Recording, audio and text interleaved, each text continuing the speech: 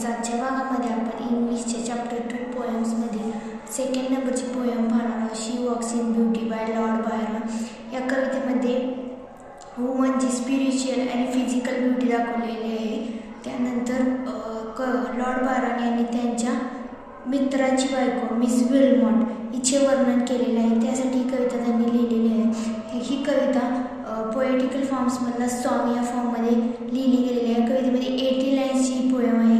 त्यानंतर Lord Byron हे British romantic poet होते. त्यांनी या कवितेमध्ये ट्रू ब्युटी ऑफ ह्युमन यांचं वर्णन केलेलं आहे.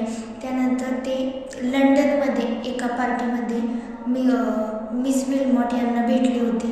त्या ठिकाणचे काही क्षण त्यांच्या मिस विल्मॉट कशा आहेत काय त्याचे वर्णन या कवितेमध्ये केलेले आहे. त्यांचे केस असतील, त्यांचे सौंदर्य असेल त्यांचं, परत त्यांचा चालण्याची स्टाईल, या सर्व गोष्टींचं वर्णन लॉर्ड बायरन यांनी थोडक्यामध्ये या कवितेमध्ये केलेलं आहे.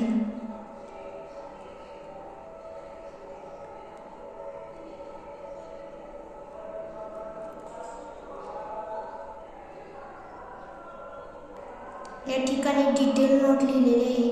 इंट्रोडक्शन प्लस पोएममध्ये काहीही तुम्ही परीक्षेमध्ये देखील तुम्ही अशाच नोट्स लिहिल्या तर 10 मार्क्सचा जो क्वेश्चन असतो त्यामध्ये तुम्हाला प्रॉपर जर लिहिलं तर 8-9 मार्क पडतील. आणि शॉर्ट नोटला जर आला तर थोडंसं इंट्रोडक्शन लिहायचं आणि जो मेन क्वेश्चन आहे तो क्वेश्चन या ठिकाणी बघून त्यातलं थोडंसं आन्सर लिहायचं. त्याला साजेसं असं तर तुम्हाला शॉर्ट नोटला 5 पैकी 4 मार्क नक्की मिळतील, कारण 5 पैकी 5 देता येत नाहीत. पुढच्या व्हिडिओमध्ये आपण या 3 नंबरची पोएम आहे ती पाहणार आहोत. 3 नंबरची पोएम जी आहे ती अनेबलली ही आहे.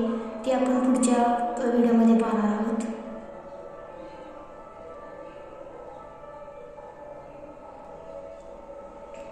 या ठिकाणी कोणते फिगर ऑफ पोएटिकल डिव्हाइस वापरलेले आहेत, सिमिले असेल, पर्सोनिफिकेशन असेल, मेटाफर असेल, ॲलिट्रेशन असेल ते सांगितलेलं आहे. त्यानंतर फिलिंग द ब्लँक्स दिलेले आहेत. या तुम्हाला क्वेश्चन 1 ऑब्जेक्टिव्हमध्ये उपयोगी पडू शकतात, कारण 10 कविता आहेत. कोणतं ऑब्जेक्टिव्ह येईल हे आपण सांगू शकत नाही. त्यामुळे प्रत्येक कवितेत जेवढं काही ऑब्जेक्टिव्ह आहे प्लस ग्रामरचा एक सब टॉपिक हे यातील सुद्धा ऑब्जेक्टिव्ह तुम्हाला चेक करावं लागेल. त्यानंतर ग्रामरचा देखील व्हिडिओ आपण करणार आहोत, मॉर्फॉलॉजिकल ॲनालिसिसचा.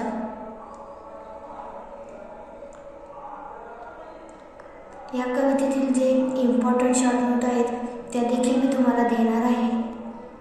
व्हिडिओ आवडले असल्यास लाईक, शेअर, सबस्क्राईब नक्की करा.